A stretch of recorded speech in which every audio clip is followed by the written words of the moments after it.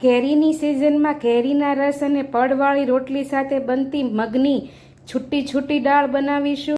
તો પહેલાં વાટકાના માપથી 1 વાટકા જેટલી ફોતરા વગરની મગની દાળ લઈ લેશું।